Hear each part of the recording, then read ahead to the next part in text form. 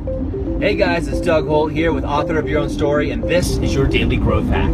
So here I am out on a 5-day exhibition with my family. We decided to get out of Dodge and go explore the wilderness of Eastern Oregon, and we're having a great time. So what I've asked the team to do is put together a mashup of some of the best listener requests that we've had for Author of Your Own Story with the over 100 daily growth hacks we have. So I hope you enjoy over these next couple days. We're going to revisit these older daily growth hacks so you can go ahead and go back. If you haven't heard them, go back and do the work and get a chance to actually listen to them. And remember, go back and listen to the whole library while it's still available. Now, if you have heard these before, don't worry.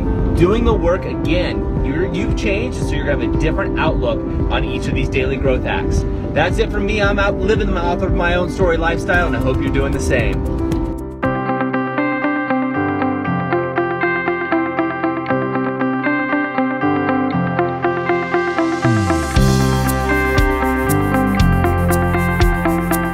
Jay Abraham has something he talks about, which is your 3 ways to grow a business. Now, this is something that I use in all of my businesses on a regular basis, but I especially use it with my strategic planning and when I'm forming my 90-day goals. But first thing, what are the 3 ways? Well, the 3 ways are to increase the number of customers. So obviously, number of customers or clients you have, increasing that base is one way. Number 2 is to increase the average transactional value. So if somebody's buying one widget, can you get them to buy another? And one way to think about this is when you're going to a grocery store. How often are you waiting in that line to check out and you grab a pack of gum or a magazine or something else that's there? Oh yeah, that's right, I do need batteries, or whatever it may be, a drink. You're grabbing it with that. Another way to think about it is, hey, would you like fries with that? McDonald's has done a great way, and so have the other fast food industries, as well as restaurants, in upgrading you. Third way is to increase the frequency of repurchasing. So increase the frequency that people are buying from you. So those are the 3 solid ways you can increase your business. So what do we do? Step 1, write down in a box. So you're gonna have boxes across your paper. One box is how many customers do you have? How many clients and customers do you have? Then in the second box, what I want to know is what's the average transactional value? What's the average amount the average customer spends at your establishment, your business, whether it be through your website or your brick and mortar store? What's the average sale? And the third box, what I want you to put in there is what is actually the number of repeat buys you get? Is it a subscription-based model? How often do they actually buy something else? And then you're gonna have a total. So you're gonna take box 1, multiply it by box 2, then multiply it by box 3, and that's gonna equal your total. That's your total value. So then what I want you to do is take box 1. So remember, box 1 is the number of clients or customers you have. Multiply that by 10% and put that number under. Can you grow your business in a year by 10%, number of people? Can you reach, if you have 100 clients, do you think you can get 10% more? I certainly hope so. I mean, that's really less than 1 extra client a month. That shouldn't be too difficult for you. So write that number down. So we'll use 100 at the first example. Your next box should be 110. Not tough. And now we're gonna look at, again, what's the average transactional value? Let's go take that number and multiply that by 10%, right? Maybe you sell mattresses. We'll go back to that analogy because I could see somebody saying, hey Doug, I sell mattresses, people don't come in, the transactional value is a mattress. BS, you can sell sheets, you can sell pillows, you can sell pillowcases, you can sell warranties. There's all kinds of things. If you can deliver value, you can increase that transactional value as well, just coming up with like-minded products. Something else you might want to think of is coming up with products and bundling. The third way is the repeat of a buyer. How can you get them into a subscription model? How can you get them into something else? Maybe you're that mattress guy and you're like, okay, well, people buy every 2 years. Maybe you say, hey, look, if you come back and buy a new mattress in a year, I'm gonna go ahead and give you X discount. So once you've taken those numbers and you've multiplied them together, so 10% increase in customers or clients, 10% increase in transactional value, and a 10% increase in the repeat purchasing power, so the number of times they come back and buy from you, you're really increasing your business by 33.1%. That's amazing. Very doable, very sustainable. So take Jay Abraham's 3 ways to grow your business, take this chart and grow. Now, I'm often asked by people, especially young entrepreneurs, of how they can increase their revenue. Now, whether you're an intrapreneur, meaning you're working in a business already, or an entrepreneur, meaning you have your own business, having some extra revenue and cash flow is always key. Now we all have skills and assets that other people want to know. That could be something you know about fitness, something you know about cooking. There's so many things that you know that others want to know. It's just a matter of taking that out and putting it into action. I was talking to one of my clients the other day, and how he happens to own a catering business. And one of his issues was increasing his revenue. He wanted to think about how can he make a reoccurring revenue stream that would get him at least $1 million. Now, you think about owning your own catering company. I asked him, how many people do you know, or how often do you actually get asked on how to actually set up this business? And how many people do you know that want to do this? So we sat down and scratched our heads, and seeing that there's 7 billion people in the world roughly, you think there's 1,000 people that want to start their own catering business? And he said, absolutely, Doug. There's at least 10,000 or more. There's just not a lot of information about there on how to really start a good catering business. Now, if knowing that you're making over 6 figures a year in this catering business, do you think that people would buy kind of a how to start your own catering business course for, $200, $500? And he said, Doug, absolutely. People would actually spend thousands of dollars for a course like this. Okay, so let's keep it at $200. Now you're telling me there's thousands of people out there. And he said, yeah, Doug, at least a couple thousand. I would say 10,000 or more that probably would want this information. Well, did you know that if you could get 5,000 people to pay you $200 for a course or a seminar, that's $1 million right there. And if you had a continuity program, so let's just say you had those 5,000 people and you're only charging them $17 a month, over that course of 12 months, you'd be a millionaire. So there's multiple ways you can actually think about this and strategize. Now let's say he decides, you know what, I'm going all in. I'm filming a course on how to start your own catering business. It's going to have all the nuts and bolts in there. It's going to provide a ton of value. It's going to tell them how to start their business. It's going to tell them what products to buy, where to get clients from A to Z. And I'm going to sell it for $4,000. So they put down $4,000. He only needs 250 people during the course of that year, 250 people that actually invest that $4,000 for him to become a millionaire. All of us have hidden talents and hidden goals and things that we can teach people that people want to know. And all it is us having to share it. We often forget that the things that we know are things that we've had to learn, and people just want to learn themselves. They just don't know it yet. So again, I ask you, what is it that you know that you can apply to a course or teach other people and add massive value that you can become a millionaire as well? I was on a call with one of my competitors, and it's a younger version of myself is what I would say. It's a younger man, and he's a hustler, and he's doing a great job, and he's running a marketing agency. And he's actually running a marketing agency that's targeting the niche that one of my businesses is going after. And at the end of the conversation, I said, Doug, let me ask you one more question if you don't mind.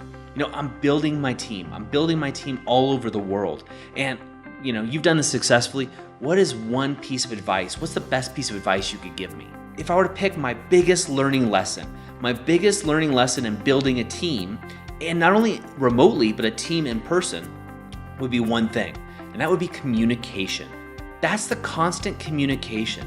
So as business owners, we see the vision so clearly, we see it in our heads, and maybe we communicate it clearly, but we forget to keep communicating it to our team over and over again, because it's not their vision. Now, they may have a shared vision or something similar, but the vision in our head isn't theirs. And so as a business owner, what I was suggesting to him is, hey, look, yes, build your team, build the systems, build everything you need in business. Business fundamentals apply whether you're running a virtual business or a brick and mortar. One thing that's a little bit different virtually is it can be a little bit more difficult to communicate on a regular basis. Now, especially if you're working with a virtual team across multiple cultures, because now you have cultural differences, language differences, and religious differences. And then, of course, time zones. So how do you do that? And my solution is over communication. And what I told him specifically, as I said, treat each person on your team like a person. I set alerts for all our virtual staff where they live. And so I'm reading the news. I also try my best to communicate to my team what the vision is. And now I don't communicate everything to them because I don't need to dump 5 businesses worth of information on them every single week. But I do need to communicate to them the general vision and where they play into that future. And not only where they play into that future, but how does it relate to them as individuals? But what I was telling this gentleman was I was like, look, you need to set the standards, set your systems, but also communicate on a regular basis. Yes, put your head down, get your work done. You got to. At the end of the day, you're an entrepreneur. You got to get stuff done. If you're running a business now, where are you not communicating? Where are the gaps of communication? Does everybody in your company understand your vision? And equally as importantly, do you know their vision? Pick your head up, look around, and make sure you're communicating with your team on a regular basis and treat them like people. Love them deeply, cherish them. These are people just like anybody else, and they deserve your respect as well as your time. So knowing and communicating with your team on a regular basis really helps you not only better them, but also your own business. So I was recently talking to a tech entrepreneur, and they were doing great. But the problem that they were having is they didn't have a consistent cash flow coming in. Their marketing was working, their processes were working, but sales just didn't seem to be happening. It seemed to be happenstance. And when we were having a conversation, I asked him, do you have a Rainmaker on your team? And he said, Doug, what is that? Well, a Rainmaker in business or in sales is commonly someone who's able to make it rain. They're able to consistently bring in new business, new leads, and new sales consistently to your business line. Now, when I was talking to him, I said, look, Rainmakers always win. Every business owner needs a Rainmaker, and that's why they can be hard to find. So when a Rainmaker, regardless of the economy, so the economy went down in 2008, and there's a lot of these doomsdayers that say, hey, it's cyclical, Doug. It's very cyclical, and it's going to happen again. It typically happens every 7 or 8 years. Well, we're past that time period, so maybe it'll happen again. But there's one thing I do know, is I know the people that were successful even during the bad times were the Rainmakers. Sure, when businesses had to cut staff, no Rainmakers ever get cut. And the reason Rainmakers don't get cut is because they are the lifeblood of the business. They are driving revenue to a company. And Rainmakers are easy for them to move laterally. These are just the people that make it happen in business. And so if you are in business or you run a business, are you either a Rainmaker or do you have one on your team? And this concept of rainmaking, right? This concept of being someone who can really drive sales and drive business is extremely important. But I think you can be a Rainmaker in other areas. Are you a person that constantly brings value to the process? In your 5 to Thrive, are you your own Rainmaker? Are you the person that just that makes themselves invaluable to a business? So in other words, the business can't survive without you. And you can do this in any area. You could be the best mailroom clerk who does things so well and so efficiently that the company just can't leave without you. So even if that company moves, they're gonna take you with them. They're gonna take you with them because you do something that nobody else does. You deliver that extra stuff, that secret sauce, that special thing that nobody else can do.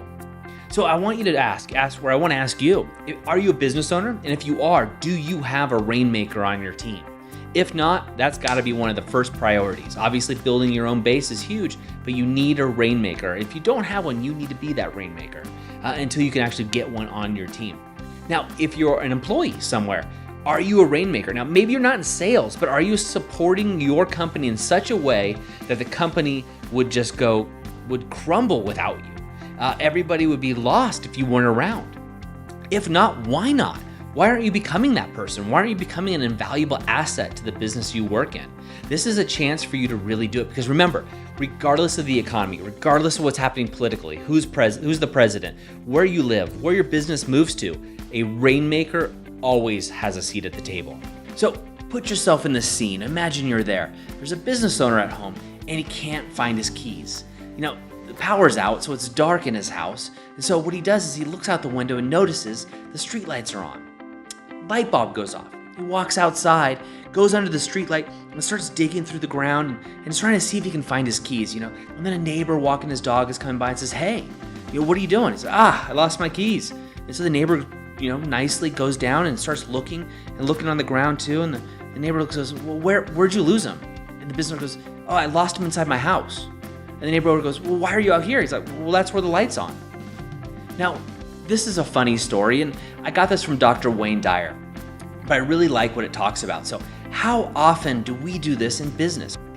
We actually look outside of ourselves or outside of the problem to find a solution. When really, if we just went into the house where the actual problem is, and oftentimes this is within ourselves, that's where the solution lies. Another great story that's talked about is, you just imagine you go to the doctor and you're having chest pain. And you've had this agonizing chest pain for several weeks and it's driving you nuts. So you talk to the doctor and he says, I know exactly what to do. He takes out his prescription pad and starts writing a prescription, peels the paper off and sets it down. Then he repeats that process 5 times. Now he has 5 prescriptions in front of him. Finally, you just go, hey, I know if I take these prescriptions, I'm gonna be great. You reach for the prescriptions the doctor wrote, and he says, no. This one's for your wife. This one's for your neighbor. This is for your colleague. This is for your mentor. And this is for your son. You're like, well, how's that gonna help me? It's the same idea. Those prescriptions wouldn't help you. You know why? Because it's outside of you, and the problem still is within. And so I have a client recently, and he was just like, Doug, give me the tips and tactics. I want the shortcuts. I want to know exactly what I need to do. Do I need to do stand-up meetings? Do I need to scale my business? What do I need to do to be successful? You've done it before. Tell me. And what I told him was something very simple, and I'm going to share that with you. Nothing I tell you tactically is going to help you run your business successfully over the long haul until you work on your inner game first. And where does that start? That starts with your 5 to Thrive. That is a holistic process to make sure all the wheels on the bus, all the wheels on the successful journey that you're on are inflated fully, making sure everything's moving smoothly. But I'm also can tell you, based on all the people that I've worked with, and I've worked with thousands of people over the years, that working on your inner game never hurts. It always pays dividends over time. There's no risk. You just work on yourself. You're bettering yourself. Sometimes there's financial or time obligations that come into that, and that's up for you to decide. But working on yourself can only pay dividends in the future. It can only help you on your path to becoming truly the author of your own story. Have a great day, and remember, share this with at least 3 people that you know. Build your tribe, start the conversation. I'd love to talk to you about it more in the Author of Your Own Story group. And that's it for today. Have a great day, and remember, go out and be the author of your own story. I hope you enjoyed today's Daily Growth Hacks. Please put your comments right down below, and remember to click subscribe. This way we can ensure that we're delivering these Daily Growth Hacks right to you each and every day. On behalf of the whole team here, remember, go out and be the author of your own story.